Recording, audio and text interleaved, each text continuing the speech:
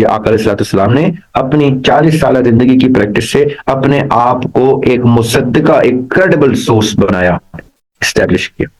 قرآن پاک کی انٹیگریٹی کیا ہے کہ اس میں اللہ سبحانہ تعالیٰ نے خود سے اس کی حفاظت کا وعدہ کر دیا۔ یہ سند ہے سب سے اولین، سب سے معتبر سند، اللہ سبحانہ تعالیٰ کا اپنا وعدہ ہے، اِنَّكَ لَا تُخْلِفُ الْمِيعَادَ، اور وہ وعدے سے نہیں مکرتا، وہ وعدے کے برخلاف نہیں جاتا۔ اللہ تعالیٰ کی سنت ہے، یہ اس نے بتا دی ہے کہ یہ اس کا لا ہے کہ وہ وعدہ نہیں توڑے گا اپنا۔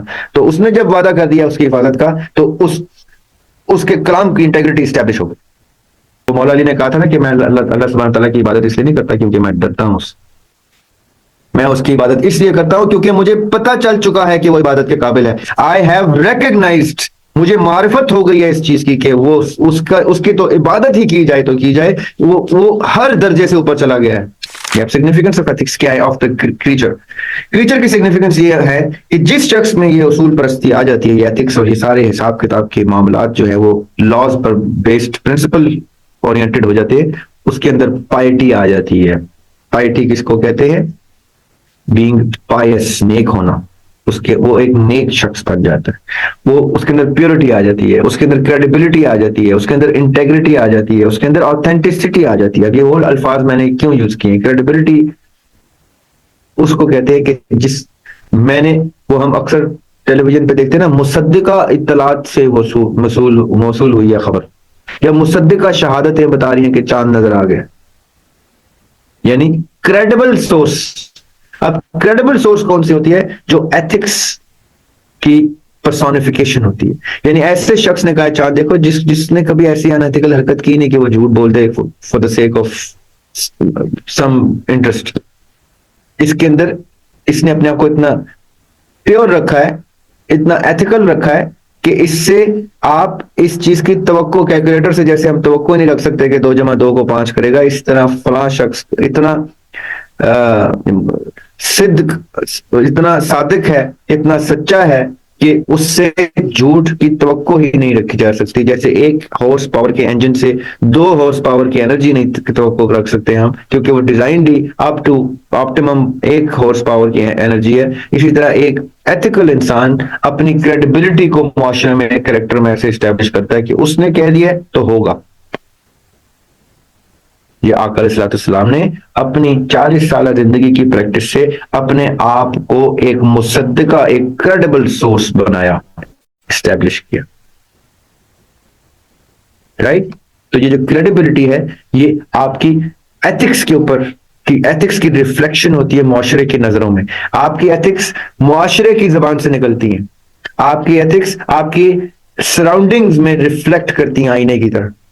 اب آپ اس کو جب اپلائی کرنا شروع کرتے ہیں ان تمام خواتین و حضرات پہ جو آپ کے ارد گرد پائے جاتے ہیں، چاہے آپ کی سطح پہ پائے جاتے ہیں، یا آپ کے بزرگوں کی سطح پہ پائے جاتے ہیں، یا آپ کے لیڈران کی صورت میں پائے جاتے ہیں، یا آپ کے علماء کی صورت میں پائے جاتے ہیں، ان کی کریڈیبلٹی، ان کی ایتھیکل ویلیوز کی ریفلیکشن ہوتی ہے آپ کے دماغوں میں، آپ کی پرسیپشن میں، آپ کے الفاظ میں، آپ کے ان کے بارے میں، کامنٹس کے بارے میں کہ اچھا یار یہ شخص ایتھیکل گراؤنڈز پہ بات کرتا ہے۔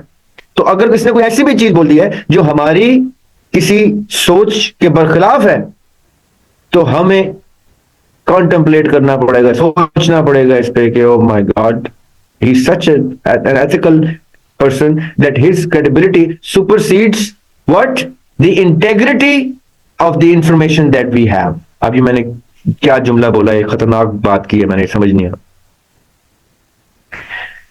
انٹیگریٹی کیا ہوتی ہے؟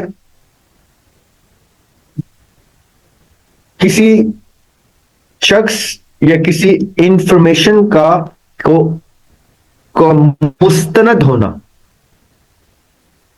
یعنی اس انفارمیشن کی سند موجود ہونا اس کو ایک انٹیگریٹی اس کی اسٹیبلش کرتی ہے۔ قرآن پاک کی انٹیگریٹی کیا ہے کہ اس میں اللہ سبحانہ تعالیٰ نے خود سے اس کی حفاظت کا وعدہ کر دیا۔ یہ سند ہے سب سے اولین، سب سے معتبر سند، اللہ سبحانہ تعالیٰ کا اپنا وعدہ ہے، اِنَّكَ لَا تُخْلِفُ الْمِيعَادَ، اور وہ وعدے سے نہیں مکرتا، وہ وعدے کے برخلاف نہیں جاتا۔ اللہ تعالیٰ کی سنت ہے، یہ اس نے بتا دی ہے کہ یہ اس کا لا ہے کہ وہ وعدہ نہیں توڑے گا اپنا۔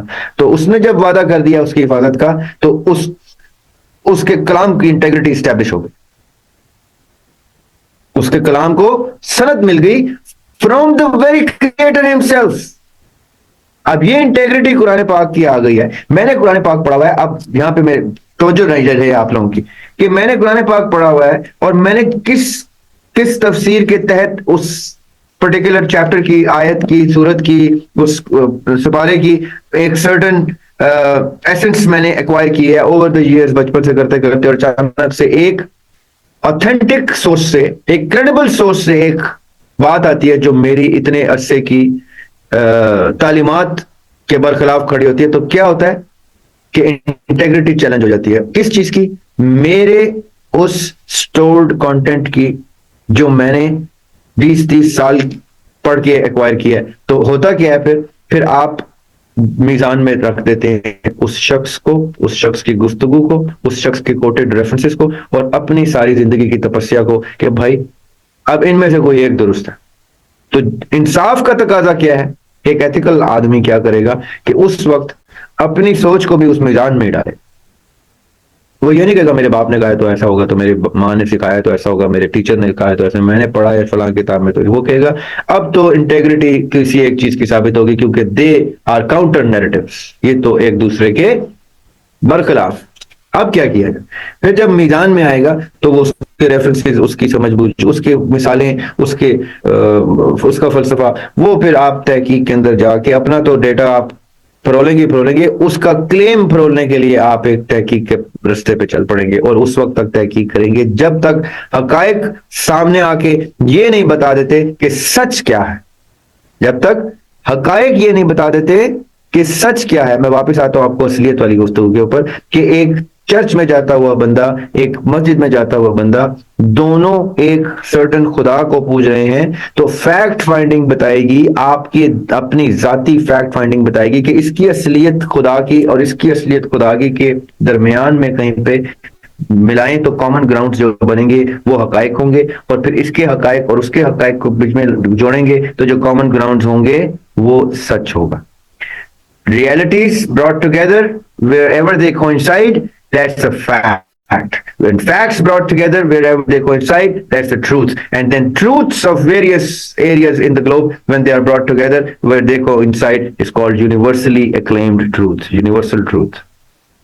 اب جب آپ کی ساری عمر کی تعلیمات اور کسی اسکالر کی یا کسی عالم کی یا کسی سائنسدان کی تھیوری اور کانسیپٹ اور اس کے کلیمز اور اس کے ریفرنسز اور اس کی ایکسپلینیشن یہ میزان میں رکھے جائیں گے, تو وہ دیکھا جائے گا کہ حقائق کیا بتاتے ہیں کہ سچ کیا ہے. اور جیسے وہ سچ عیاں ہو جائے گا تو بھلے وہ آپ کی ساری عمر کی تپسیا اس میں اجڑ جائے, آپ کہیں کہ مجھے سچ تسلیم کرنا ہے, یہ ایتھکس کا تقاضا ہے. کیوں؟ کیونکہ جسٹس ایتھکس کے اوپر بیسڈ ہوتا ہے. جسٹ انصاف یہ ہے کہ میں تسلیم کروں گا کہ میں غلط تھا, اور اس شخص نے چاہے وہ مجھ سے کم عمر کا تھا یا زیادہ عمر کا تھا, میرے مذہب کا تھا یا کسی اور مذہب کا تھا, جو بھی سوچ تھی, اس نے اپنی انٹیگریٹی میرے تعلیمات کی انٹیگریٹی کے سامنے رکھی تو کریڈیبل وہ ثابت ہوا. تو اور میری سوچ کی انٹیگریٹی ڈیمیج ہو گئی. جیسی اس کی انٹیگریٹی ڈیمیج ہوئی تو میرا انصاف مجھے اوور رول کرنے کا حکم دے دے گا کہ اب تم نے یہاں سے آگے اس سرٹن تھیوری کو اپنی ویل اسٹیبلشڈ کانسیپٹ کے اوپر ترجیح دینی ہے. یہ ہے سگنیفیکنس آف ایتھکس, اور یہ ہے کریڈیبلٹی اور انٹیگریٹی کا فرق اور اوتھینٹسٹی کا فرق, اور یہ ہے پائٹی کی انتہا اور پیورٹی کی انتہا کہ آپ کسی بائس میں اور پریجس میں رہے بغیر. وہ مولا علی نے کہا تھا نا کہ میں اللہ سبحانہ تعالیٰ کی عبادت اس لیے نہیں کرتا کیونکہ میں ڈرتا ہوں, میں اس کی عبادت اس لیے کرتا ہوں کیونکہ مجھے پتا چل چکا ہے کہ وہ عبادت کے قابل ہے. آئی ہیو ریکگنائزڈ, مجھے معرفت ہو گئی ہے اس چیز کی کہ وہ اس کی تو عبادت ہی کی جائے تو کی جائے, وہ ہر درجے سے اوپر چلا گیا ہے. وہ اس درجے پہ آ گیا کہ جس کے سامنے میں سر تسلیم خم کر دوں. یہ ہوتی ہے معرفت. یہ ہم مسٹسزم کے چیپٹر میں پڑھیں گے, اس لیے اس کے سوال ابھی مت کیجیے گا کہ یہ معرفت کیا ہوتی ہے. ٹھیک ہے, مسٹسزم میں ہم یہ پڑھیں گے کہ یہ معاملات کیا ہے.